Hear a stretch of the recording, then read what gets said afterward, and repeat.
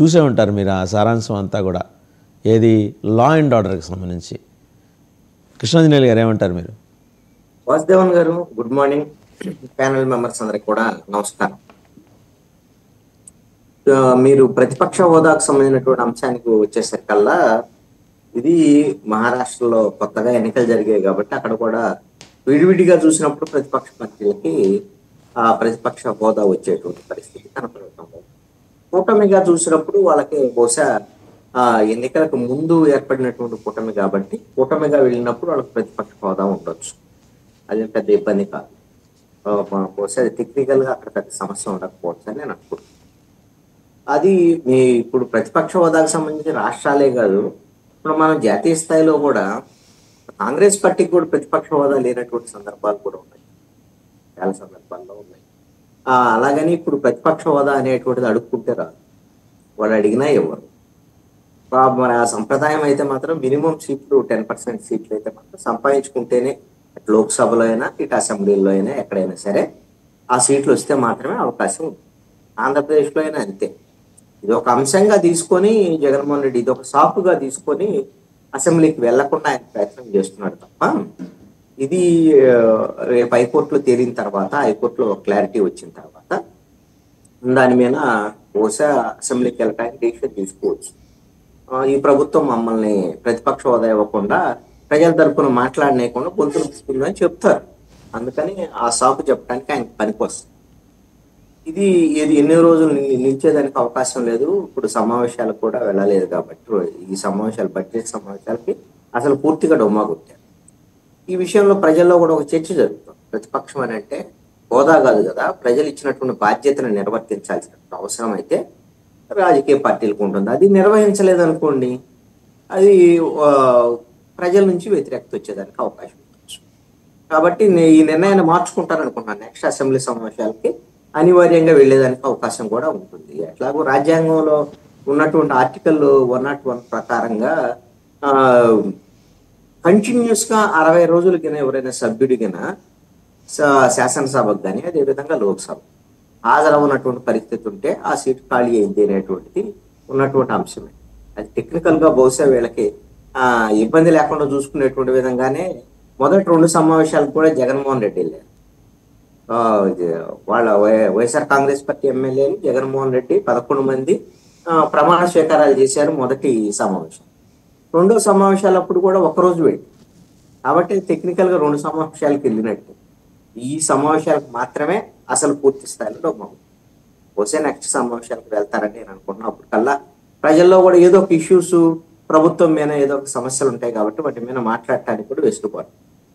ఇక land order ఇష్యూకి వచ్చేసరికల్లా పవన్ కళ్యాణ్ ఆ విషయాన్ని అయితే వదిలిపెట్టడం కూడా కరెక్ట్ కాదు, వదిలిపెట్టకూడదు కూడా. ఎందుకోసమనంటే ఒక ఇష్యూ లేవని వచ్చినప్పుడు ఆ ఇష్యూకి సంబంధించినటువంటి పరిష్కారాలు దొరికేంత వరకు మాట్లాడుతూనే ఉంటారు, తప్పదు. కానీ అలాగని వాళ్ళు ప్రభుత్వంలో ఉన్నారు కాబట్టి, ఆయన ప్రభుత్వంలో కూడా భాగస్వామి, డిప్యూటీ సీఎం కాబట్టి వాళ్ళ ప్రభుత్వం మీద ఆయన పదే మాట్లాడటం కూడా కరెక్ట్ కాదనేటువంటి దాని మీద కొంత జాగ్రత్త వహించి ఉండొచ్చు. మీరు ఆ ట్వీట్ కు సంబంధించినటువంటి అంశం ట్వీట్ చేశారు, తర్వాత తీసేశారు అనేటువంటి అంశం చెప్తున్నారు. అసలు ఎందుకు ఢిల్లీలో ప్రెస్ కాన్ఫరెన్స్ అండి, ప్రెస్ కాన్ఫరెన్స్ లో నేరుగా పవన్ కళ్యాణ్ మాట్లాడారు. ఢిల్లీలో విలేకరులు అడిగింది ఏంటి అని అంటే, అప్పుడు ఎవరైతే తప్పు చేశారో వాళ్ళందరినీ కూడా ఎక్కడున్నా కానీ అరెస్టులు చేశారు కదా, పోలీసులు చాలా యాక్టివ్ గా పనిచేశారు, ఇప్పుడు ఈ ప్రభుత్వంలో యాక్టివ్ గా పనిచేయటం లేదనేటువంటి దాని మీద మీ అభిప్రాయం ఏంది అనే దాని మీద జర్నలిస్టులు అడిగారు, ఢిల్లీలో జర్నలిస్టులు. దాని మీద ఆయన ఏం చెప్పాడంటే, ల్యాండ్ ఆర్డర్ సీఎం దగ్గర ఉంది, హోంమంత్రి శాంతి భద్రతలకు సంబంధించినటువంటి వ్యవహారాలు చూస్తారు. హోంమంత్రి దగ్గర హోంగార్డుల బాధ్యతల వరకే ఉన్నాయి, అంతకు మించి ఏం చేయగలిగింది ఏం లేదు. అది బహిరంగ రహస్యం అండి, అందరికి తెలిసినటువంటి విషయం. ఏ ప్రభుత్వం అయినా హోంమంత్రుల దగ్గర ఏముండవు, అసలు ఏ మంత్రుల దగ్గర ఏముండట్లేదు పోయిన sir. But we have seen the home ministers, మీరు చూసుంటారు, వసంత నాగేశ్వరరావు గారు, కోడెల శివప్రసాదరావు గారు, వాళ్ళు ఎలా చేశారు, ఎలా పర్ఫామ్ చేశారు. మీరు ఒకసారి గమనిస్తే అండి, మనం ఇటీవల ఈ 2 దశాబ్దాల కాలం సబితా ఇంద్రారెడ్డి దగ్గర నుంచి మొదలు పెట్టినప్పుడు మహిళలకి హోంమంత్రులు ఇవ్వటం, వాళ్ళ ఇష్టారాజ్యంగా ముఖ్యమంత్రులు పనిచేసుకోవటం అనేటువంటి దాన్ని, మొన్న జరిగినటువంటి గవర్నమెంట్ లో ఇద్దరు హోంమంత్రులు ఉన్నారు, మేకతోటి సుచరిత, తానేటి వనిత. వాళ్ళు ఏమన్నా హోంమంత్రులు వాళ్ళకు కూడా గుర్తుందో లేదో తెలియదు. ఇప్పుడు హోంమంత్రి అయినా అంతేనండి. కాకపోతే ఇప్పుడు హోంమంత్రికి ప్రెస్ కాన్ఫరెన్స్ లో మాట్లాడేటువంటి వెసులుబాటు ఇచ్చారు. జగన్మోహన్ రెడ్డిని తిట్టడానికి, వైఎస్ఆర్ కాంగ్రెస్ పార్టీని తిట్టడానికి కావాల్సినటువంటి వెసులుబాటు ఇచ్చారు. ఇక పవన్ కళ్యాణ్ ఢిల్లీలో మాట్లాడినటువంటి మాటలు లాండ్ ఆర్డర్కి సంబంధించినటువంటి విషయంలో చాలా కీలకం అండి. మొన్న పిఠాపురంలో బహిరంగ సభలో ఏమైతే మాట్లాడారో ఆ టోన్లో కాకుండా ఢిల్లీలో మీడియాతో మాట్లాడారు. ఈ రెండు కూడా లాండ్ ఆర్డర్ లేదా హోంశాఖ ఇవన్నీ కూడా ముఖ్యమంత్రి హోంశాఖ దగ్గర ఉన్నాయి. ఇది నా శాఖలు కాదు, నా శాఖలకు సంబంధించినటువంటి అంశాలు ఉంటే నేను చెప్పగలను. అలాగని నేను తప్పించుకోవటానికి కూడా నేనేం తప్పించుకోను. నేను ఖచ్చితంగా మీరు అడిగినటువంటి విషయాన్ని, ఇలాంటి అభిప్రాయాలు ఉన్నాయి మన పోలీసుల మీద, మన హోంశాఖ మీద, మన శాంతి భద్రతకు సంబంధించినటువంటి విషయము అనేటువంటి విషయాన్ని ముఖ్యమంత్రికి చెప్తాను, హోంమంత్రికి చెప్తాను, వాళ్ళతో డిస్కస్ చేస్తాను అని అంటే వాళ్ళ ఫెయిల్యూర్కు సంబంధించి నేనెందుకు బాధ్యత వహించాలని ఇండైరెక్ట్ గా చెప్పినట్టండి. అప్పుడు ఆయన నా శాఖలకు సంబంధించినటువంటి ఏమైనా ఫెయిల్యూర్ ఉంటే అడుగున్నాను. ఆయన చెప్పిన దాంట్లో తప్పేం కాదు. అలాగని మా ప్రభుత్వం బాగుంది, లా అండ్ ఆర్డర్ బాగుంది, అంతా బానే ఉంది, మీరు ఎందుకు ఇలా అంటున్నారని ఆయనేమి వాళ్ళని ఇది చేసేటువంటి ప్రయత్నం చేయాలి. జర్నలిస్టులు అడిగిన దాన్ని నేను మా ప్రభుత్వం దగ్గర డిస్కస్ చేస్తానండి. ఇంతకన్నా ఇంకొక డిప్యూటీ సీఎం ల్యాండ్ ఆర్డర్ ఇష్యూకి సంబంధించినటువంటి విషయంలో ముఖ్యమంత్రితోనూ వాళ్ళ విషయం వాళ్ళు మరి ఫెయిల్యూర్ కింద లెక్కే కదా. ఇది ఒకటండి, ఇది ఫెయిల్యూరా కాదనేటువంటి అంశం ముఖ్యమంత్రి డిప్యూటీ సీఎం లేవనెత్తినటువంటి అంశం పరిష్కారం అయ్యేంత వరకు ఉంటుందండి. ఆయన లేవనెత్తినటువంటి అంశం ఏమిటి అని అంటే, ఈ రాష్ట్రంలో మహిళలకు సంబంధించినటువంటి భద్రత విషయంలో చాలా ప్రశ్నలు వస్తున్నాయి. మహిళల మీద అత్యాచారాలు, హత్యలు, దారుణాలు జరుగుతున్నటువంటి పరిస్థితి ఉంది. చాలా మంది అడుగుతున్నారు, వాటికి సమాధానాలు చెప్పలేనటువంటి పరిస్థితి ఉంది. ఈ విషయంలో మీరు నిమ్మకు నీరెత్తినట్లు వ్యవహరిస్తున్నారు, హోంశాఖ కానీ శాంతి భద్రతల విషయంలో కానివ్వండి. ఇది గిన హోంశాఖ నేను తీసుకొని ఉంటే వేరే ఉంటది అనేది కదా ఆ రోజు మాట్లాడింది. అంటే మహిళల భద్రతకు సంబంధించినటువంటి ఆ అంశం తేలేంత వరకు పవన్ కళ్యాణ్ అనేక సందర్భాల్లో ఈ అంశాన్ని లేవనెత్తుతూనే ఉంటారు. పరిష్కారం చేయాల్సినటువంటి బాధ్యత ప్రభుత్వం మీద ఉంటుంది. మరి ఆయన ప్రభుత్వంలో ఉండి ఎందుకు ఇలా మాట్లాడుతున్నారు ఏంటి అనేటువంటి దాని మీద అదే తప్పు. అదొకటి సార్, ట్వీట్ చేసి తర్వాత ఎందుకు డిలీట్ చేయాల్సి వచ్చింది? What prompted him to tweet and later deleting that? ఇప్పుడు అదే అండి, ఇప్పుడు ఆయనకు ఉండేటువంటి సహజమైనటువంటి శైలి ఏంటంటే ప్రశ్నించడం, ప్రశ్నించేటువంటి తత్వంతో ఆయన పార్టీని కూడా ఏర్పాటు చేశారు. ఎక్కడుండా ప్రశ్నిస్తుంటాం అనేది అతని తత్వం. మామూలుగా అయితే పవన్ కళ్యాణ్కి యాక్టింగ్ అనేది సినిమాల్లో తప్ప బయట రాజకీయాల్లో తెలియదు. అదే దాంట్లో ఆ విధంగా నిజాయితీగా ఉంటారు ఆ విషయం. కానీ ఏమనుకుంటే దాని మీద మాట్లాడతారు. మరి పిఠాపురంలో మాట్లాడిన నేపథ్యంలో సరే వాళ్ళ మిత్రులు కానివ్వండి, వాళ్ళ పార్టీ వాళ్ళు కానీ ఇది ఏమన్నా కొంత ఇబ్బంది అయింది అనేటువంటి దాని మీద వాళ్ళు ఎవరన్నా సూచన చేసి ఉండొచ్చు. బహుశా మరి ఈ ట్వీట్ చేసిన తర్వాత ట్వీట్ ఏమో ఆయన సహజ శైలి అనుగుణంగా చేసి ఉంటారు ట్వీట్. తర్వాత ఎవరన్నా మరి వాళ్ళ పార్టీ వాళ్ళు ఎవరన్నా మరి సూచన చేసుకుంటే ఇది మళ్ళీ పార్టీకి ఇబ్బంది, ప్రభుత్వానికి ఇబ్బంది అవుతుంది. వాళ్ళ పార్టీలో కృష్ణాంజనేయులు గారు ఆయనకి సూచన చేసేంత ధైర్యవంతులు ఉన్నారని మీరు అనుకుంటున్నారా? కొంతమంది అన్న ఉంటారు, అట్లా ఏం ఉండదులేండి. అంత నేను అనుకుంటాను పవన్ కళ్యాణ్ అంత నియంత్రణతో పోకడలతో ఉంటారని కూడా నేను అనుకోను. మరి ఎంతో కొంతమంది సలహాలు సూచనలు అయితే ఉంటాయి. కానీ జగన్మోహన్ రెడ్డి లాగా అయితే సలహాదారులను పెట్టుకుని సలహాలు తీసుకోకుండా ఆయన ఇష్టం వచ్చినట్టుగా చేసేటువంటి విధంగా పవన్ కళ్యాణ్ చేస్తారని నేను అనుకోను. కొంత డెమోక్రటిక్ గానే ఉంటారు. సరే, ఇప్పుడు ప్రాంతీయ పార్టీలకు సంబంధించినటువంటి విషయాలకు వచ్చేసరికల్లా వాళ్ళది వ్యక్తి స్వామ్యమైనటువంటి వ్యవస్థలు ఉంటాయి ప్రాంతీయ పార్టీల్లో. అది కూడా జనసేన పార్టీ కూడా ప్రాంతీయ పార్టీయే కదా. కాబట్టి అలాంటి పోకడలు కొంత ఉండొచ్చేమో. కానీ ఎవరైనా మిత్రుల సూచనల మేరకు, లేదంటే తనకు ఏదైతే కూటమిలో ఉండేటువంటి మిత్రులు ఉన్నారో పొలిటికల్ బాస్ ముఖ్యమంత్రి ఉంటారు కదా, ఆయన డిప్యూటీ సీఎంఏ కదా. మొన్న అసెంబ్లీలో కూడా చెప్పారు కదా, మేమందరం కూడా మీరు 10 ఏళ్ళు ఉండాలా, సీఎం చంద్రబాబు నాయుడు మీరు ఉండాలి. That is a debatable topic.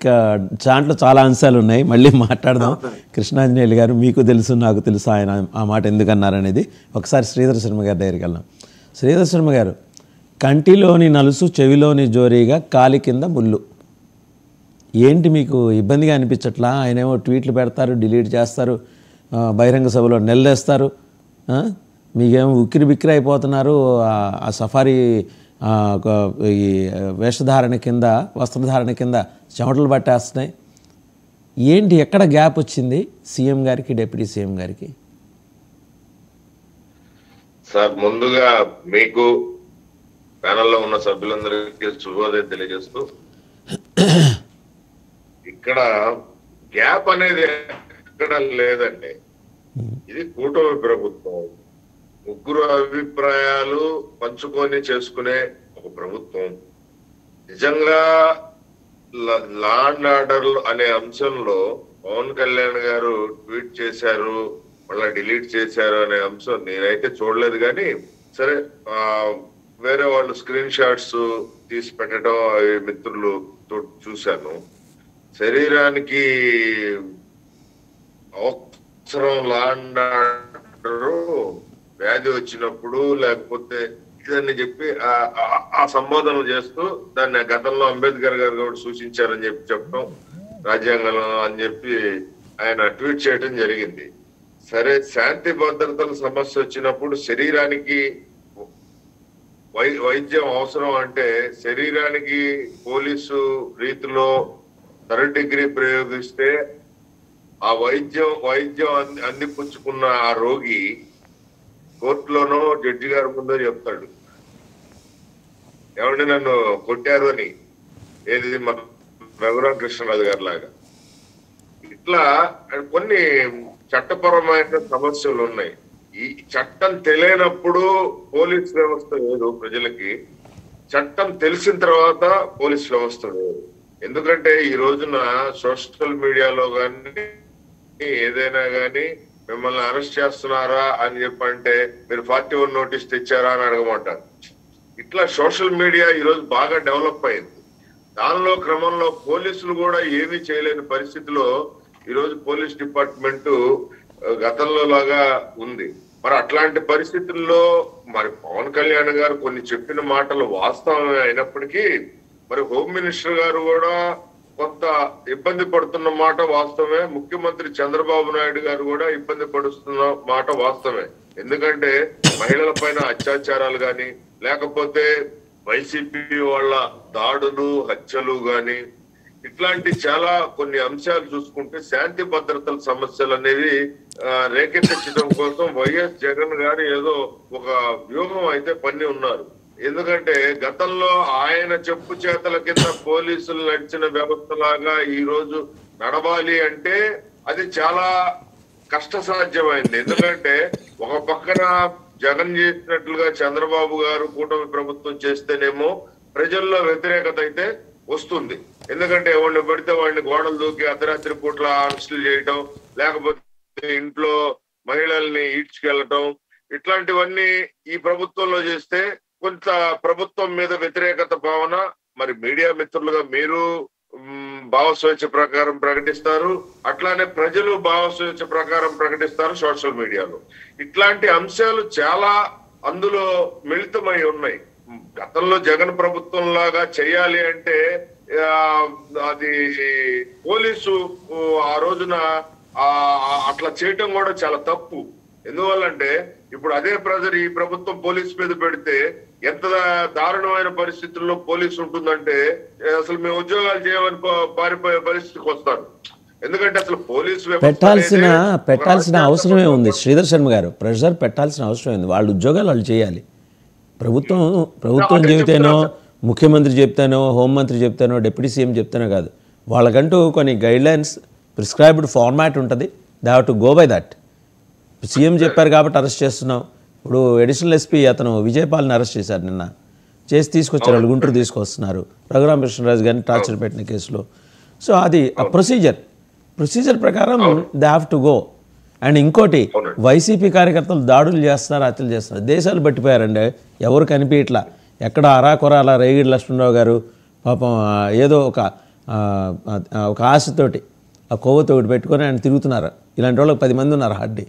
నిజంగా పార్టీకి ఆ లైన్ ఏదైనా మనకి నచ్చకపోవచ్చు కాక, బట్ ఆ లైన్ కట్టుబడి వాళ్ళు పనిచేస్తున్న వాళ్ళు 10 మంది ఉన్నారు అంతే హార్డీ. చూపించండి మీరు నాయకుల్ని. ఉన్నారండి. అంటే శాంతి లా అండ్ ఆర్డర్ పోలీస్ వ్యవస్థ ఇంకా మనల్ని ఏం చేయదు అని కాలర్ ఎగరేసుకున్న వైసీపీ నేతలు కొన్ని జిల్లాల్లో చాలా మంది నగరాల్లో, గ్రామాల్లో, మండలాల్లో తిరుగుతున్నారు. వాళ్ళు ఈ ప్రభుత్వం ఏం చేయలేదు మనల్ని అని చెప్పి ఒక ధైర్యంతో కొంతమంది తిరుగుతున్నారు. కొన్ని అరాచకాలు జరుగుతున్నాయి. వాటిని ఎలా హ్యాండిల్ చేయాలనేది పోలీసు వ్యవస్థ కూడా ఒక పెద్ద కసరత్తు ఇప్పుడు వాళ్ళకి. ఇప్పుడు ఇది ప్రభుత్వ సమస్య కాదండి, ఎందుకంటే ఇది ఒక రకమైన పోలీసు వ్యవస్థకే ప్రశ్నార్థకమైన సమస్య. ఇప్పుడు ఇది పోలీసు వ్యవస్థ అనేది తీరు మార్చుకుంటుందా ఈసారి నుంచి అయినా, లేకపోతే ఒక బ్యూరోక్రసీ క్రింద నలిగిపోయి దానికంటూ ఒక స్వేచ్ఛాయుతమైన వాకి ఒక పెద్ద క్వశ్చన్ మార్కు. ఈ రోజున ఇంతమంది ఒక ముఖ్యమంత్రి స్థాయిలో ఉన్న మరి చంద్రబాబు నాయుడు గారు కానీ, ఉప ముఖ్యమంత్రి స్థాయిలో ఉన్న పవన్ కళ్యాణ్ గారు కానీ, హోమ్ మినిస్టర్ స్థాయిలో ఉన్న మరి ఆమె అనిత గారు కానీ, వీళ్ళందరూ పోలీసు వ్యవస్థ గురించి ఒక తీవ్రమైన విమర్శలు చేస్తున్నప్పుడు ఆ వ్యవస్థ ఎలా సరి చేసుకోవాలి అనేది ఈ రోజు ఆ డీజీపీ స్థాయిలో గాని, కింద స్థాయిలో ఉన్న హోంగార్డు కానిస్టేబుల్ స్థాయిలో గాని మరి దాని మీద చర్చ జరిగి వాళ్ళల్లో వాళ్ళు మార్పు తెచ్చుకునే అనేది ఏర్పాటు చేసుకునే సౌలభ్యం ఈ ప్రభుత్వంలో ఉంటుంది అనేది నేనైతే ఒకసారి మీరు పోలీసులందరికీ కూడా సెన్సిటైజేషన్ ప్రోగ్రామ్ పెట్టండి. అంటే ప్రభుత్వం మారింది, ముఖ్యమంత్రి మారారు, జగన్మోహన్ రెడ్డి గారు ఆయన కానీ ఆయన పార్టీ కానీ ఒక చరిత్ర, వాళ్ళ వర్తమానంలో లేరు, అందువల్ల మీ ఉద్యోగాలు మీరు ఒళ్ళు దగ్గర పెట్టుకొని చేయండి చెప్పండి మీరు గట్టిగా. మళ్ళీ వస్తాం మీ దగ్గరికి. ఒకసారి వివేక్ బాబు గారి దగ్గరికి వెళ్దాం. వివేక్ బాబు గారు 2 అంశాలండి. ఒకటి, నాగబాబు గారా లేకపోతే మరో కీలకమైన నేత మీ పార్టీ నుంచి రాజ్యసభకి, 2 పేర్లు ఆయన సజెస్ట్ చేశారు. ఎందుకంటే బీజేపీ నుంచి ఒత్తిడి తీసుకొస్తున్నారని తెలిసింది పవన్ కళ్యాణ్ గారు. ఎందుకంటే 3 స్థానాలు ఖాళీ అయినాయి. 3 స్థానాలకి డిసెంబర్ 20 అనుకుంటాను ఎన్నికలు జరగబోతున్నాయి రాజ్యసభ. అదే రోజు ఫలితాలు వెలువడతాయి. ఆ మూడిట్లో 2 సహజంగా తెలుగుదేశం ఆశిస్తుంది. అయితే బీజేపీ నుంచి ఇంకో ఇది కూడా వచ్చిందట. సరే నాగబాబు గారిని మేము చెప్పి అకామిడేట్ చేస్తాం, ఆయన కానీ ఇంకొకరు మీరు సజెస్ట్ చేస్తున్నారని. బట్ మీరు టీడీపీతో మాట్లాడి పరిమళనత్వాన్ని ఇలాంటి పారాచూట్ని ఏమన్నా దెంబోతున్నారు బీజేపీ వాళ్ళు. సో టీడీపీకి ఒకటే మిగిలిపోతుంది. ఈ క్రమంలో అంటే ఆయన ఢిల్లీ పర్యటన వెనక ఉన్న ఉద్దేశమే ఏంటంటే రాజ్యసభలో జనసేన ప్రాతినిధ్యం ఉండాలి, తప్పేం లేదు. మీరు ఒక ప్రాంతీయ పార్టీ, మీరు ఎదగాలి. ప్యారలల్గా కూటమిలో ఉన్నంత మాత్రాన అణిగి చేతులు కట్టుకొని ఉండాల్సిన అవసరం ఏం లేదు. మీ రాజకీయం మీరు చేసుకోవాలి, మీ ఎత్తుగడలు మీరు వేసుకోవాలి, మీ వ్యూహాలు మీరు పన్నాలి. ఏమంటారు? వాసుదేవన్ గారు, ముందుగా మీకు, ప్యానల్ సభ్యులకి, అలాగే 99 వీక్షకులందరికీ గుడ్ మార్నింగ్. అయితే మీరు డైరెక్ట్గా సబ్జెక్ట్లోకి వచ్చినందుకు రాజ్యసభ గురించి అడిగారు కాబట్టి చెప్తాను. యాక్చువల్గా రాజ్యసభకు సంబంధించిన 3 పార్టీల ప్రాతినిధ్యం కోరుకుంటున్నారు మాకున్న సమాచారం ప్రకారం. సో అందులో లాస్ట్ టైమే డైరెక్ట్గా లోక్సభకే పోటీ చేయాలని నాగబాబు గారు స్వయంగా అనుకున్నప్పటికీ, కానీ కూటమిలో ఉన్నటువంటి సర్దుబాట్ల విషయంలో స్వయంగా ఆయనే తప్పుకోవడం జరిగింది. అంటే ఏమంటున్నామంటే, ఒక మంచి పరిపాలన రావాలని కోరుకున్నాము, అందులో తనాపర భేదం ఏం లేదు, ప్రజలకు మంచి జరగాలి, అందులో మనం ఉండాలి, లేకపోతే మనమే కంటెస్ట్ చేయాలి, అలాంటి స్వార్థాలు లేవు జనసేనకు మొదటి నుంచి. సో వైఎస్ఆర్సీపీ అనే ఒక పార్టీని ఖచ్చితంగా ప్రజలకు దూరం చేయాలి. దానికోసం మనము సీట్ గురించి కాదు ముఖ్యము, మనం ఒక భాగస్వామ్యంగా ఉండాలి, ఓట్లు చీలకోకుండా ఈ పార్టీని ఖచ్చితంగా ప్రజలకు దూరం చేయాలని ఒక కాన్సెప్ట్తోనే పనిచేసాం. సో ఆ ఉద్దేశంలో నాగబాబు గారు లాస్ట్ టైం అనకాపల్లి నుంచి అనుకున్నప్పటికీ కూడా అది పొత్తులో భాగంగా రకరకాల సమీకరణాల నేపథ్యంలో దాన్ని ఆయన వదులుకోవడం జరిగింది. ఇప్పుడు అవకాశం వచ్చింది, తప్పకుండా మా ప్రాతినిధ్యం రాజ్యసభలో ఉండాలని కోరుకుంటాం. మీరు అన్నట్టు ప్రతి రాజకీయ పార్టీకి ఉన్నట్టే మేము కూడా మా ఎదుగుదలను ఖచ్చితంగా కోరుకుంటాం, అందులో అనుమానం ఏం లేదు.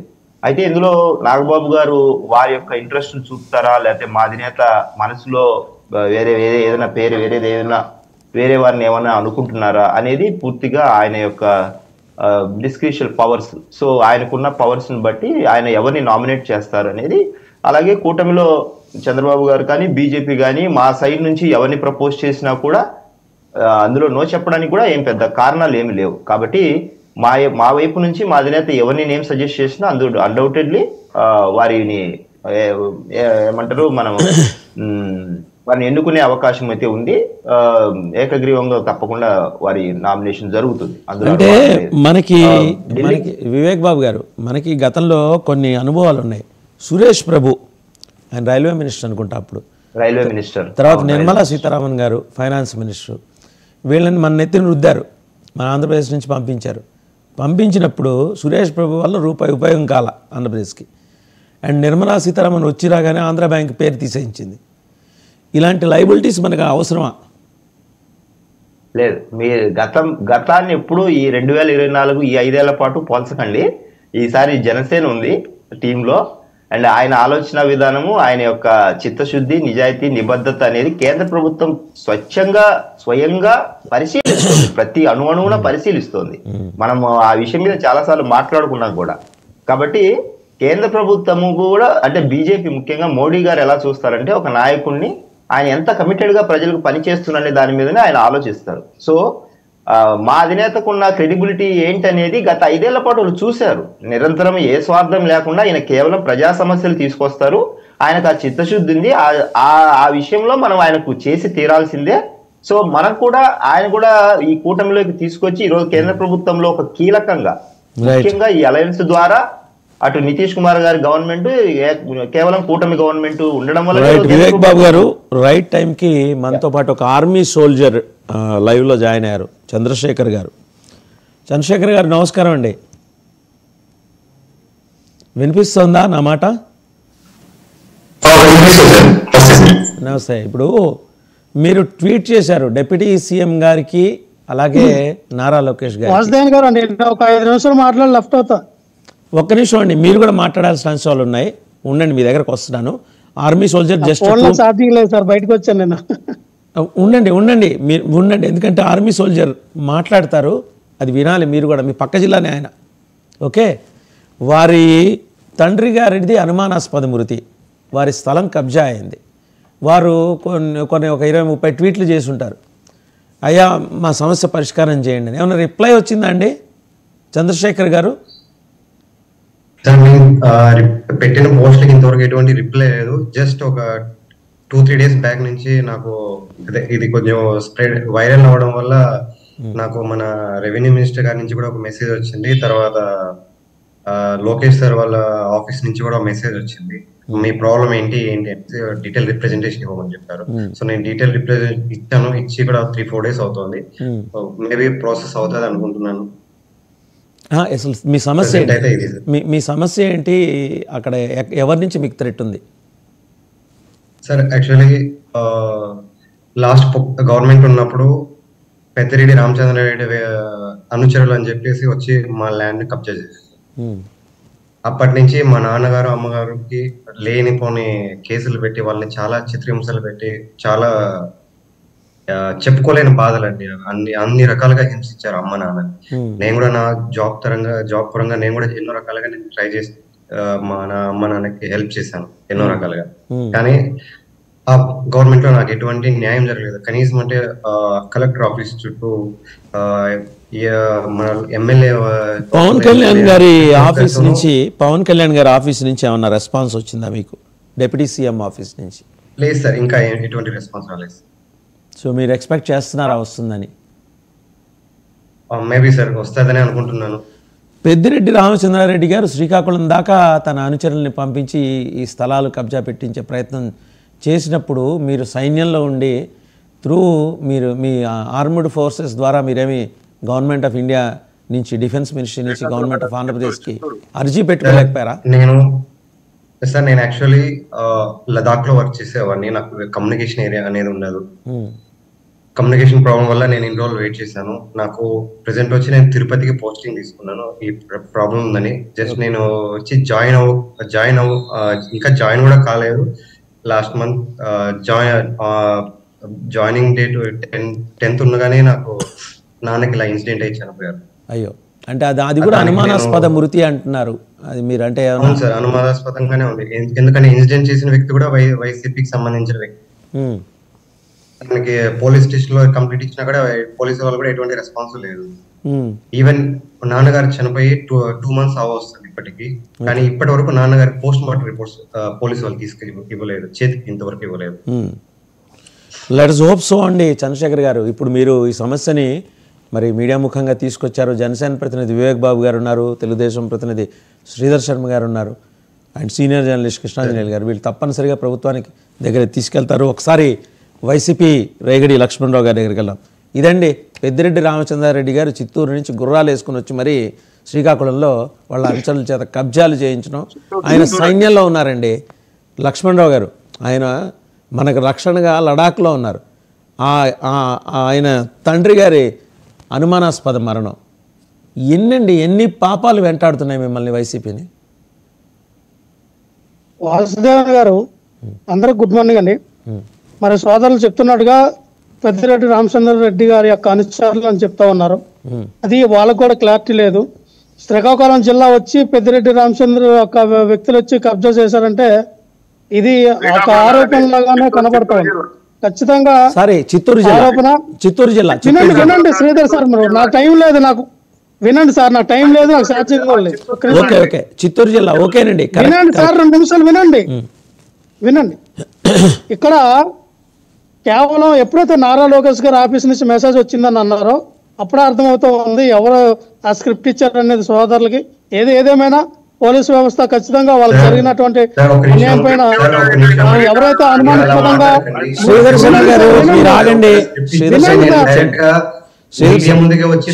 నేను అదే అన్నాను సార్, మీకు న్యాయం చేయాలన్నానండి. వినండి, మీకు న్యాయం చేయాలని అన్నా. మీ తండ్రి గారి యొక్క మరణం ఏ విధంగా సంభవించిందో, ఎవరు చేశారు అనేది ఖచ్చితంగా ఆయన మాట్లాడండి. మీ దగ్గరకు వస్తా చంద్రశేఖర్ గారు, ఒక్క నిమిషం ఆయన మాట్లాడండి. మీకు న్యాయం చేయమని చెప్తా ఉన్నామండి. ఖచ్చితంగా లాండ్ ఆర్డర్ అనేది రాష్ట్రంలో సరిగలేదని సాక్షాత్ డిప్యూటీ సీఎం పవన్ కళ్యాణ్ గారు మాట్లాడారు. కాబట్టి మనం చూస్తూ ఉన్నాం ఉదంతులంతా కూడా. ఆడపిల్లల పైన అత్యాచారాలు కానీ, ఆడపిల్లల పైన జరిగినటువంటి ఎన్నో రకాలమైనటువంటి ఉమెన్ ట్రాఫికింగ్ గురవ్వడం కానీ ఇవన్నీ కూడా రాష్ట్రంలో జరుగుతూ ఉన్నాయి. అందుకనే పవన్ కళ్యాణ్ గారు పద్దాక ఏంటంటే రాష్ట్రంలో లాండ్ ఆర్డర్ సరిగలేదని ఆయనకు అసంతృప్తిలో ఉన్నారు. కాబట్టినే బహుశా ఆయన కూడా హోమ్ మినిస్టర్ తీసుకోవాలని ఆలోచనలో ఉన్నట్టున్నారు. ఎందుకంటే ఎలాగైనా రేపు ఫిబ్రవరి మార్చిలో నారా లోకేష్ గారిని పట్టాభిషేకం చేసి ఆయన్ని సీఎంగా చేస్తారని వార్తలు ఏవైతే వస్తూ ఉన్నాయో ఖచ్చితంగా అందుకనే పవన్ కళ్యాణ్ గారు 10 సంవత్సరాలు చంద్రబాబు నాయుడు గారే ఉండాలి, మీరు లేకపోతే ఖచ్చితంగా మేము పొత్తు నుంచి బయటకు వస్తామని వాళ్ళ మధ్య ఇంటర్నల్ గా ఒక వార్ అనేది జరుగుతూ ఉంది. చంద్రబాబు నాయుడు గారికి పవన్ కళ్యాణ్ గారికి వార్ జరుగుతూ ఉంది. 10 సంవత్సరాలు మీరు కాకన్నా నారా లోకేష్ గారిని కానీ ఏమైనా మీరు గద్దెనెక్కిస్తే ఖచ్చితంగా మేము బయటకు వచ్చేస్తామని చెప్పి ఇంటర్నల్ గా వార్ జరుగుతుంది. కాబట్టి ఎక్కడ మాట్లాడాలి ఏంటనేది ల్యాండ్ ఆర్డర్ ఇష్యూలో పవన్ కళ్యాణ్ గారు మాట్లాడడం జరుగుతూ ఉంది. ఖచ్చితంగా ఆ విధంగా ముందుకెళ్తారు. ఒకటే చెప్తా ఉన్నాను, రాష్ట్రంలో జరుగుతున్నటువంటి ఏదైతే సోషల్ మీడియాలో జరుగుతూ ఉందో వీటి కూడా పీడీ యాక్ట్ తీసుకొచ్చారు వాసుదేవన్ గారు. పీడీ యాక్ట్ అనేది కరెక్ట్ కాదు. మీరు అరెస్ట్ చేసి 1 year ఆ జైల్లో పెట్టండి, తప్పు కాదు మేము అన్నట్లా. మీరు ఒక మంచి చట్టం తీసుకొచ్చారు, ఆ చట్టం ద్వారా అరెస్ట్ చేయండి. కానీ వైఎస్ఆర్ పార్టీ నాయకుల కార్యకర్తల్లో కాకుండా మీ పార్టీ వాళ్ళు ఎన్డీఏ కూటమిలో ఉన్నటువంటి ఎవరైనా అసభ్యకరమైన పదజాలం కానీ పోస్టులు కానీ మార్పులు కానీ చేస్తే వాళ్ళు కూడా అరెస్ట్ చేసి 1 సంవత్సరం పాటు జైల్లో ఉంచండి, ఎవరికి అభ్యంతరం లేదు. ఏ విధంగా వినియోగించుకోవాలని తెలుస్తుంది. లక్ష్మణరావు గారు, నాదొక ప్రశ్న, మీ లీగల్ వింగ్ ఎక్కడుందండి? గూగుల్లో చాలా మంది సెర్చ్ చేస్తున్నారు. నిన్నంతా గూగుల్లో టాప్ దీంట్లో కనిపిస్తుంది అంటే వైసీపీ లీగల్ వింగ్ ఎక్కడా? వాసుదేవన్ గారు ప్రతి నియోజకవర్గానికి 3 చొప్పున న్యాయ సలహాలు, 1 లాయరు, అలాగే ఆ స్థానిక నాయకులు కూడా ఒక నియోజకవర్గానికి 3 వేశారండి సమన్వయకర్తలు. జిల్లాకు 3, మొత్తం రాష్ట్ర వ్యాప్తంగా ప్రతి జిల్లాకు 6 ఉన్నారండి.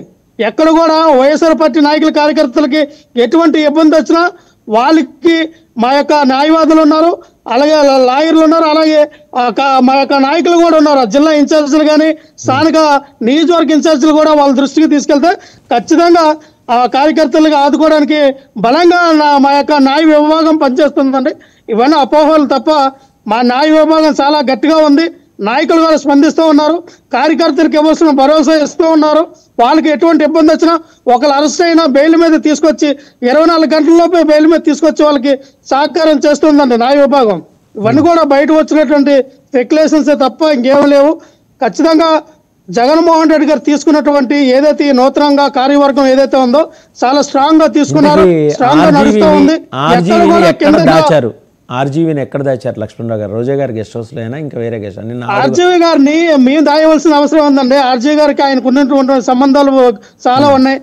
ఆర్జీవీ గారు తలుచుకుంటే ఏదైనా చేయగలరనే మీడియాలో ఎల్లే మీడియాలో చెప్తోంది. ఆర్జీవీ గారు ఆ మాఫియాలకి భయపడిన ఆర్జీవీ గారు ఇప్పుడు ఎక్కడ దాక్కున్నారు? సో చంద్రశేఖర్ గారు వస్తున్నా మీ దగ్గర. ఆయనకి అటువంటి సామర్థ్యం ఉందనుకోండి. మీ అంశానికి సంబంధించి వస్తున్నాను, మీరు మాట్లాడదు కానీ. రైట్, వాసుదేవన్ గారు చెప్పండి. మాఫియాతో లింకులు ఉన్నాయని ఇలా ఎల్లియో మీడియా ఏదైతే ప్రసారం చేస్తూ ఉందో, మరి ఆయనకు అంత శక్తి సామర్థ్యాలు ఉన్నప్పుడు మేము దాయవలసిన అవసరం ఉంది. ఖచ్చితంగా ఆర్జీ గారు నిన్న ఒక వీడియో బయట పెట్టారు. నా మీద కేసు పెట్టారో కదా, ఎవరు మనోభావాలు దెబ్బతిన్నాయి, ఎక్కడ దెబ్బతిన్నాయి, ఏ విషయంలో దెబ్బతిన్నాయి, అసలు ఎఫ్ఐఆర్ ఏది, మీరు దేని మీద నా మీద కేసు పెట్టారు, ఆ కేసు నాకు తెలియకుండా నేను వచ్చి మీకు నేనేం సమాధానం చెప్పాలి? ఖచ్చితంగా క్రిస్టల్ క్లియర్ గా ఎన్క్లోజర్ ఇవ్వండి, ఎన్క్లోజర్ ఇవ్వండి అని చెప్తూ ఉన్నాడు. సో మీరు ఎన్క్లోజర్ ఇవ్వండి. ఎన్క్లోజర్ ఇస్తే ఆయన వచ్చి మీకు ఏ రకంగా సహకరిస్తారని చెప్తూ ఉన్నారు. ఇప్పుడు కొత్తగా డిజిటల్ గా కూడా మీరు ఇంటర్వ్యూ చేయొచ్చు, అది ఎంక్వైరీ చేయొచ్చు, ఆన్లైన్ లో ద్వారా మీరు ఎంక్వైరీ చేయొచ్చు, ఆయన్ని ప్రశ్నలో వర్షం కురిపించవచ్చు, దానికి ఆయన సమాధానం చెప్తాడు.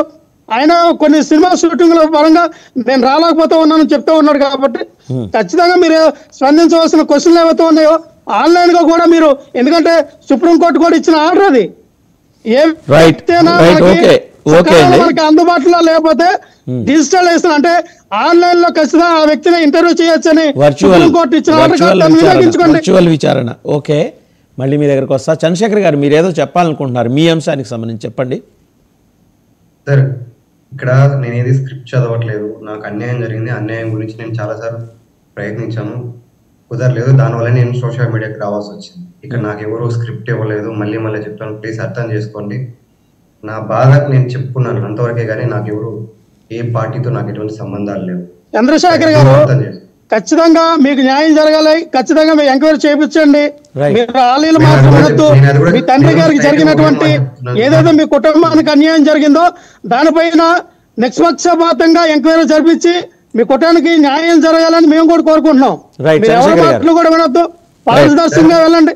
మీ గవర్నమెంట్ కాదు, ఆ గవర్నమెంట్ ఉన్నప్పుడు అలా, ఇప్పుడు గవర్నమెంట్ ఇలా చేంజ్ అయినప్పుడు ఆ గవర్నమెంట్ ఉన్న వ్యక్తులు ఇప్పుడు ఈ గవర్నమెంట్ వచ్చి వాళ్ళు ఇన్ఫ్లుయెన్స్ యూజ్ చేసి మా కుటుంబాన్ని అన్యాయంగా నాశనం చేశారు.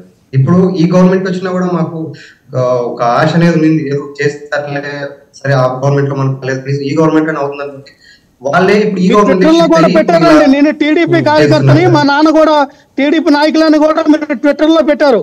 సో దాన్ని బట్టి అర్థమవుతుంది మీరు ఎలాగో ఉండేది మీ గవర్నమెంటే. కాబట్టి ఒకసారి నారా లోకేష్ గారికి మెసేజ్ వచ్చింది వాళ్ళ ఆఫీస్ నుంచి అన్నారు. కాబట్టి మీరు నేరుగా కలిసి అక్కడ జరిగినటువంటి విషయం అనేది ఆయనకి చెప్పండి, మీకు పోలీసులు సహకరిస్తారు. ఎక్కడైతే జరిగిందనేది ఖచ్చితంగా ముందు రైట్ అండి. కృష్ణాంజనేయులు గారు సార్, మన army soldier, we must be proud of him అండి. ఆయన లడాఖ్లో మన కోసం, మనలాంటి కొన్ని కోట్ల మంది కోసం అలాంటి వాళ్ళు అక్కడ సరిహద్దుల్లో ఉన్నారు. తండ్రి అనుమానాస్పద మృతి, స్థలం కబ్జా, ఎంత దారుణం అండి. ఇప్పుడు చంద్రశేఖర్ గారు ఆయన బాధనే వ్యక్తం చేశారు. ఆయన సోషల్ మీడియా ద్వారా కూడా ప్రభుత్వానికి తెలియజేసినటువంటి పరిస్థితుల్లో ఇప్పుడు ఆయనకు ఒక రెస్పాన్స్ అయితే ప్రభుత్వం నుంచి వచ్చింది. రెవెన్యూ మినిస్టరు రెస్పాండ్ అయ్యారు, అదేవిధంగా మంత్రి నారా లోకేష్ కూడా రెస్పాండ్ అయ్యారు వాళ్ళ ఆఫీస్ నుంచి. బహుశా ఇది అధికారికంగా ఆయన సమస్య పరిష్కారానికి అడుగులు పడతాయని అనుకున్నాం. డిప్యూటీ సీఎం రెస్పాండ్ అవ్వాలా లేదనేటువంటిది ఆయన డిప్యూటీ సీఎంగా ఉన్నారు, జనసేన పార్టీ, ఆయన రెస్పాండ్ అయితే కొంచెం దీని మీద సీరియస్గా ఉంటుంది గవర్నమెంట్ అనేది బాధితుల యొక్క ఉద్దేశం అయితే అయి ఉండొచ్చు. దాంట్లో ఏ విధమైన కన్సర్న్ లేడు డిప్యూటీ సీఎంకి అయితే ఈ విషయంలో. బహుశా రెస్పాండ్ అయితే తప్పేం కాదు, అన్యాయం జరిగింది కాబట్టి. ఇక్కడ నేను ఒక కీలకమైనటువంటి పాయింట్ చెప్తాను. చంద్రశేఖర్ గారు లాంటి వాళ్ళు బాధితులు కొన్ని వేల మంది ఆంధ్రప్రదేశ్లో ఉన్నారు అనేటువంటిది తెలుగుదేశం, జనసేన, బీజేపీ కూటమి వాళ్ళ అధికారంలోకి వచ్చిన తర్వాత ప్రకటించినటువంటి అంశం అండి. రెవెన్యూ సంబంధించినటువంటి ప్రిన్సిపల్ సెక్రటరీ అనుకుంటాం మరి సిసోడియా, ఆయన నేరుగా రాష్ట్ర వ్యాప్తంగా ఉన్నటువంటి ఈ భూ కబ్జాలకు జరిగినటువంటి వాళ్ళు ప్రైవేటు భూములు కానీ లేకపోతే ప్రభుత్వ భూములు ఎక్కడెక్కడ ఆక్రమణకు గురై ఇవన్నిటి మీద వీళ్ళు ఫిర్యాదులు తీసుకున్నారండి మొత్తం రాష్ట్ర వ్యాప్తంగా. కొన్ని వందల మంది కాదండి, వేల మంది వచ్చి నేరుగా వచ్చి ఫిర్యాదులు చేశారు. అదేవిధంగా ఈ ప్రభుత్వం వచ్చిన తర్వాత అనేకమైనటువంటి సభలు పెట్టేసి ప్రజల నుంచి అర్జీలు కూడా స్వీకరించారు. ఈ ముఖ్యమంత్రి చంద్రబాబు నాయుడు ఒక ప్రకటన కూడా చేశారండి. ఏం ప్రకటన చేశారు అని అంటే, రాష్ట్ర వ్యాప్తంగా 22A సంబంధించినటువంటి అంశం కానీ చుక్కల భూములు కానీ గత ప్రభుత్వ భూముల్ని అదేవిధంగా నాయకులందరూ కూడా ప్రైవేటు భూముల్ని అసైన్డ్ భూముల్ని ఇవన్నీ కబ్జాలు చేశారు. ఇవన్నిటి మీద మేము సీరియస్ గా యాక్షన్ తీసుకుంటామని ఈ ప్రభుత్వం మొట్టమొదటి యాక్టివిటీని ప్రకటించిందండి. అదేంటో తెలుసా? రెవెన్యూ సదస్సులు పెడుతున్నాం రాష్ట్ర వ్యాప్తంగా అని 45 రోజుల పాటు సదస్సులు పెట్టి రాష్ట్ర వ్యాప్తంగా ఫిర్యాదులు తీసుకొని ఇంకొక 45 రోజుల్లో ఈ సమస్యలు మొత్తాన్ని పరిష్కరిస్తామని 90 రోజుల్లో టార్గెట్ ప్రకటించారండి. మీరు గమనించినప్పుడు 5 నెలలైంది. ఇది ప్రభుత్వం వచ్చినటువంటి మొదటి నెలలో ప్రకటన చేసినటువంటి అంశం అండి. ఇప్పటి వరకు రెవెన్యూ సదస్సుల యొక్క ప్రస్తావనే లేదు. దానికి అనేకమైనటువంటి కారణాలు చెప్పారు. ఒకటి, రెవెన్యూ అధికారులకు సంబంధించినటువంటి బదిలీల అంశం వచ్చిందని, అది అయిన తర్వాత చేస్తామని, తర్వాత వరదలు వచ్చినాయి అని, ఇలాగా చాలా చాలా సాకులు చెప్తూ వచ్చారు తప్ప ఇప్పటి వరకు ఆ భూములకు సంబంధించిన రెవెన్యూ సదస్సుల మీద ప్రభుత్వం ఏ నిర్ణయం తీసుకోలేదు. అంటే దీని వెనక ఏం జరుగుతుంది అనేటువంటిది నాకు కొన్ని అనుమానాలు ఉన్నాయి. ఆ అనుమానాలు ఏంటి అని అంటే, మీరు ఒక ఉదాహరణ చెప్తాను. మీ తెలుగుదేశం గవర్నమెంట్ ఉన్నప్పుడే ఏది విశాఖపట్నానికి సంబంధించినటువంటి చుట్టుపక్కల ప్రాంతాల్లో భూములు కబ్జాలు జరిగినాయి అని అయ్యన్న పాత్రుడు గంటా శ్రీనివాసరావు మధ్య వివాదం నేపథ్యంలో అక్కడ సిట్టు వేశారండి. తెలుగుదేశం గవర్నమెంటే వేసింది. ఆ సిట్టు అంశాలు బయటికి రాలా. ఆ తర్వాత దాని మీద మేము తేలుస్తాం, మా గవర్నమెంట్ వస్తే వైఎస్ఆర్ కాంగ్రెస్ పార్టీ చెప్పారు. వైఎస్ఆర్ కాంగ్రెస్ పార్టీ కూడా సిట్టు వేసిందండి. వేసి తర్వాత వాళ్ళు వైసీపీ గవర్నమెంట్ వచ్చిన తర్వాత 2 సిట్లకు సంబంధించినటువంటి వివరాలు బయటికి రాలా. కానీ ఆ 2 సిట్లలో ఉన్నటువంటి భూములు ఏంటి, కుంభకోణాలు ఏంటి, ఎవరెవరు భూములు కబ్జాలు ఉన్నాయి, అదేవిధంగా ప్రైవేటు భూములకు యజమానులు లేని వాళ్ళు ఎవరు ఉన్నారో చూసి వైఎస్ఆర్ కాంగ్రెస్ పార్టీ వాళ్ళు విశాఖ చుట్టుపక్కల ప్రాంతాల్లో మొత్తం ఆ 2 సిట్టు నివేదికల ఆధారంగా వాళ్ళు సొంతంగా వాళ్ళు కబ్జాలకు పాల్పడ్డారు. ఇది జరిగినటువంటి పరిణామం. నేను అనుకుంటున్నాను ఈ ప్రభుత్వం కూడా మరి రెవెన్యూ సదస్సులని ఒక టార్గెట్ ఇచ్చి 3 నెలల్లో మొత్తం మేము పరిష్కరిస్తామని, మరి ఫిర్యాదులు అయితే కొన్ని తీసుకున్నారు. ఇప్పుడు ఎక్కడికక్కడ రెవెన్యూ సదస్సులు పెట్టడం లేదు.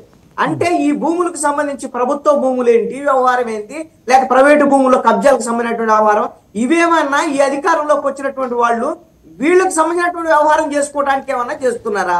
లేదు అని అంటే ప్రైవేట్ గా ఉండేటువంటి వైఎస్ఆర్ కాంగ్రెస్ పార్టీ వాళ్ళ ఎవరైతే ఆక్రమణలు చేసుకున్నారో మీ అందరికి పంచాయతీలు చేస్తాం, మీకు పరిష్కారం చేస్తాం, మరి మాదేంది మీదేంది అని ఏమన్నా చర్చలు జరుగుతున్నాయి బ్యాక్గ్రౌండ్ లో.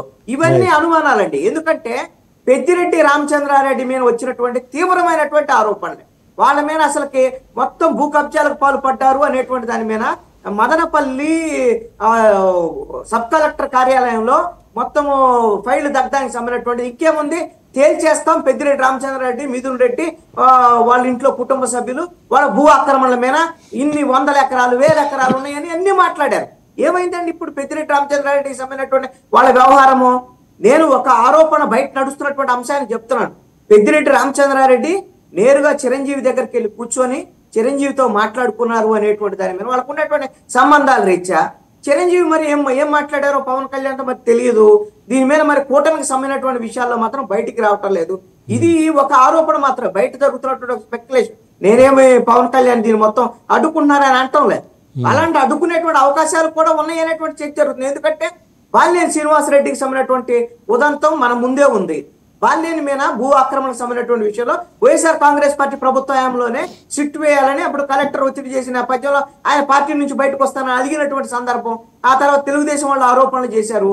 అయిపోయింది. భూ ఆక్రమణకు సంబంధించినటువంటి వ్యవహారం ఎప్పుడైతే ఆయన జనసేనలో చేరారో ఇక సిట్ లేదు, ఏమి లేదు. ఇప్పుడు క్లీన్ చిట్ వచ్చేసింది బాలినేనికి. సామినేని ఉదయభాను మీద అనేకమైనటువంటి ఆరోపణలు ఉన్నాయి. ఇవన్నీ కూడా క్లీన్ చిట్లు వస్తున్నాయి ఏంటి అనేటువంటి దాని మీద అనుమానాలు. రైట్. కృష్ణాంజనేయ గారు ఇంకో ప్రశ్న. ఇప్పుడు పవన్ కళ్యాణ్ గారు ఇండిపెండెంట్గా ఢిల్లీలో ఆయన రాజకీయం ఆయన చేస్తున్నారు. ఇది ఢిల్లీ మీడియా, నేషనల్ మీడియా అన్ను ఢిల్లీ మీడియా అబ్జర్వేషను. రాత్రి నుంచి హోరెత్తిపోతున్నాయి సోషల్ మీడియాలో పోస్టులు, అటు విజువల్ మీడియా ప్రింట్ మీడియాలో కూడా వస్తున్నాయి కథనాలు. అంటే ఆయన ఇప్పుడు నేషనల్ ఫిగర్ అయ్యారు. వామనుడిగా వచ్చి త్రివిక్రముడయ్యాడు. అది స్పష్టంగా కనిపిస్తుంది. అంటే తనకు కావాల్సిన రాజ్యసభ సీటు విషయంలో ఎటువంటి హర్డిల్స్ లేకుండా బీజేపీ చేత చెప్పించుకోవటం, అలాగే బీజేపీ అడిగిన ఫేవర్ ఏంటంటే ఈ పరిమళ నత్వాని ఇలాంటి ఇంకో పారాచూట్ ఎవరో మనకు రాబోతున్నారు, గ్యారంటీగా వస్తారు, డౌటేం లేదు. బీజేపీ పూర్తి మార్కెటింగ్ వ్యవస్థని దింపేస్తుంది. ఆయన వచ్చి ఒక ప్రశ్న అడిగిన సందర్భం లేదు ఇంతవరకు. పరిమళ నత్వాన్ని డంప్ చేసుకున్నాం కదా మనం వైసీపీ నుంచి. ఇప్పుడు అట్లాంటి ఇంకో నత్వాన్ని వస్తాడు. ఇప్పుడు దాని మీద ఈయన లాబీ చేయాలని చెప్పేసి బీజేపీ ఫోర్స్ చేస్తుందట.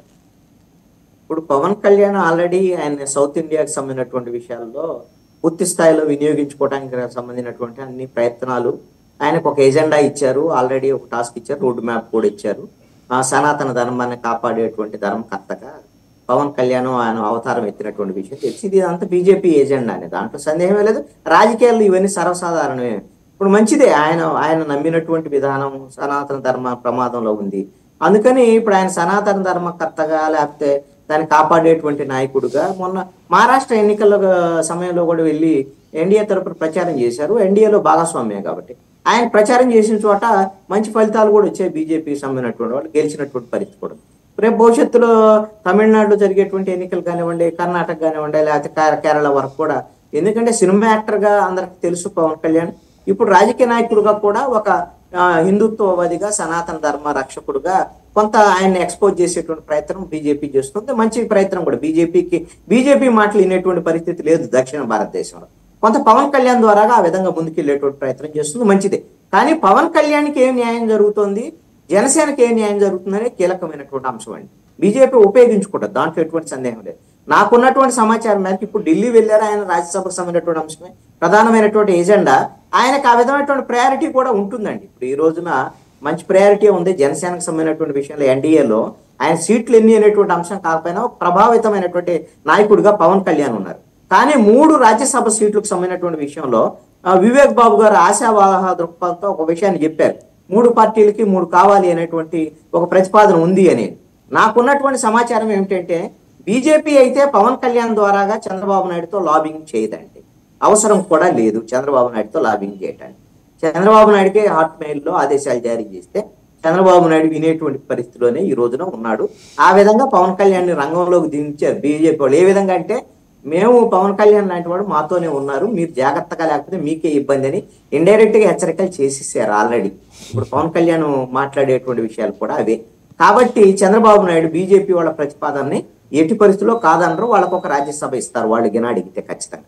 కానీ జనసేన పార్టీకి మాత్రము రాజ్యసభ వస్తుంది అని గిన వాళ్ళు ఆశపడితే వీళ్ళు ప్రతిపాదన చేయొచ్చు, తప్పేం కాదు. వాళ్ళు భాగస్వామ్య పక్షంగా 3 పార్టీలు 3 తీసుకుందామని అనొచ్చాము. కానీ చంద్రబాబు నాయుడు ఎట్టి పరిస్థితుల్లో కూడా రాజ్యసభలో జనసేన పార్టీకి అవకాశం ఇవ్వరు.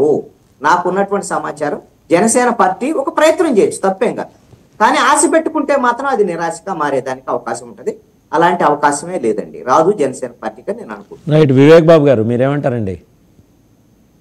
ఇప్పుడు కృష్ణాంజలి సార్ భవిష్యవాణిని ఏమన్నా బుక్ ఏమన్నా దగ్గర ఉందేమో మరి నాకు తెలియదు, రాదని చెప్పేస్తున్నారు. సరే, ఆయన భవిష్యవాణి బుక్ ఆయన దగ్గర పెట్టుకోవడం మంచిది. తర్వాత ఇందాక కూడా కృష్ణాంజలి సార్ ఏమన్నారంటే పవన్ కళ్యాణ్ గారి ఫెయిల్యూర్ ఇది, ఏది శాఖలు నా దగ్గర, ఇది నా శాఖలు కాదు అంటూ తప్పించుకునే ప్రయత్నం ఏమి చేయాలని చేశారు అని అన్నట్టు ఓపెనింగ్ రిమార్క్స్ లో చెప్పారు.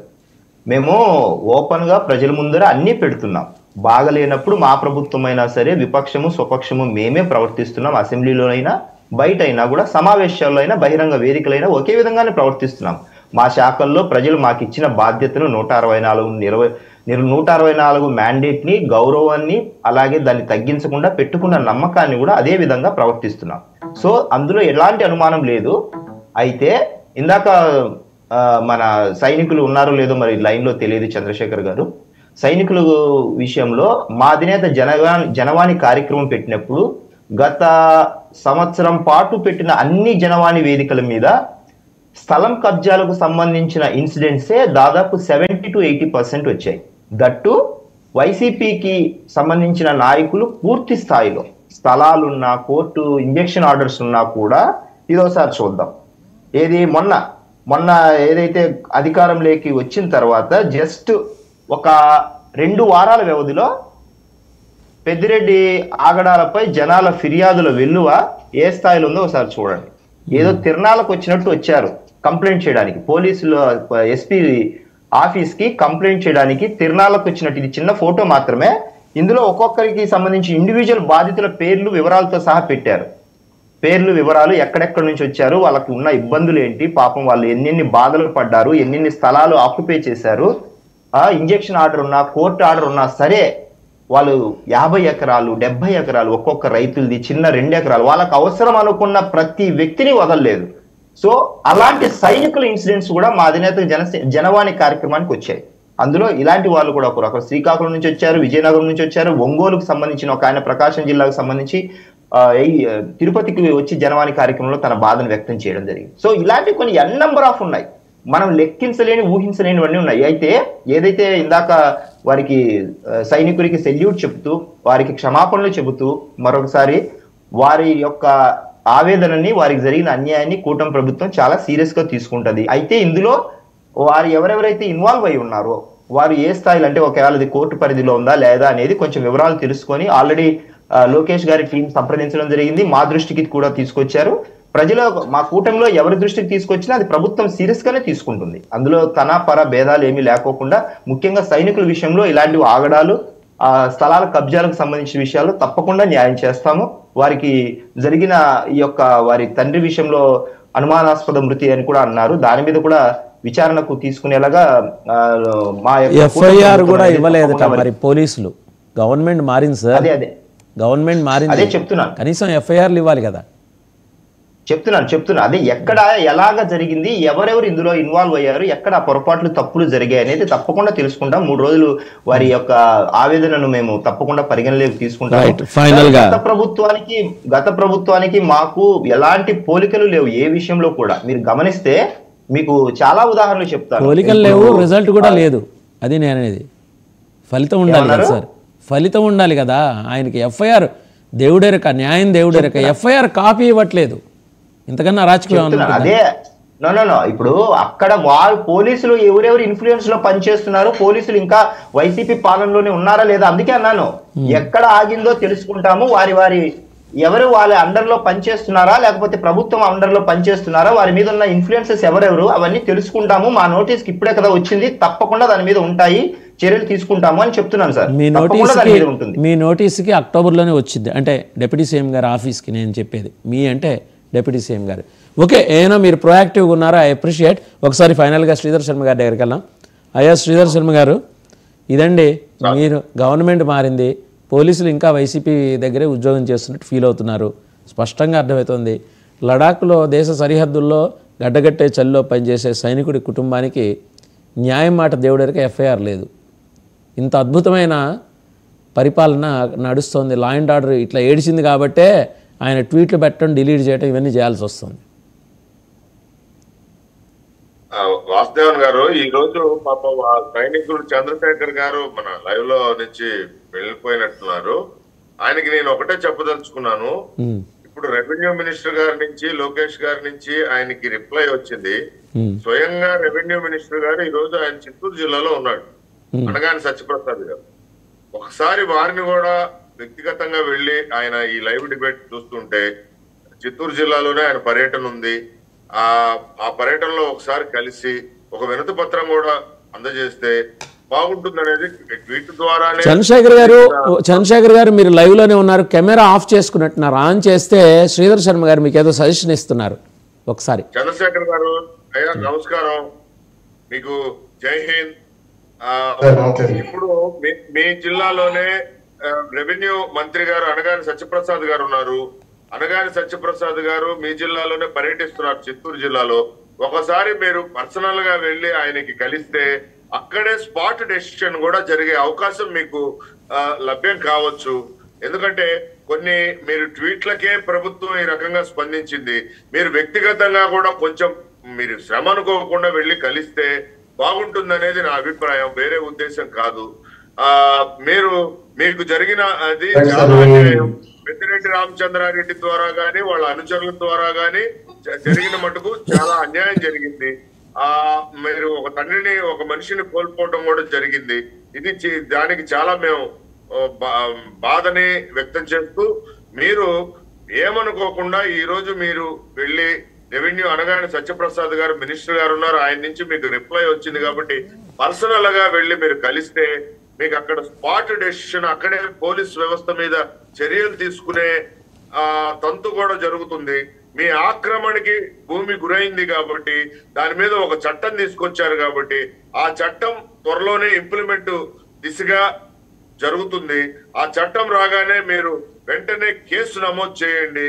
కేసు నమోదు చేస్తే చంద్రబాబు గారు ఏం చెప్పారు, ఎవరైతే కేసు నమోదు కాబడిందో అతందే బాధ్యత, ఆ స్థలం నాది కాదని రుజువు చేసుకోవాల్సిన బాధ్యత అవతల వ్యక్తికే ఉంటుంది, కేసు పెట్టిన వాళ్ళకి కాదు అని చెప్పి మన ముఖ్యమంత్రి చంద్రబాబు నాయుడు ముందర శ్రీధర్ శర్మ గారు ఇవన్నీ తర్వాత ముందర ఎఫ్ఐఆర్ కాపీ ఇప్పించండి ఆ పోలీస్ స్టేషన్ తో మాట్లాడి.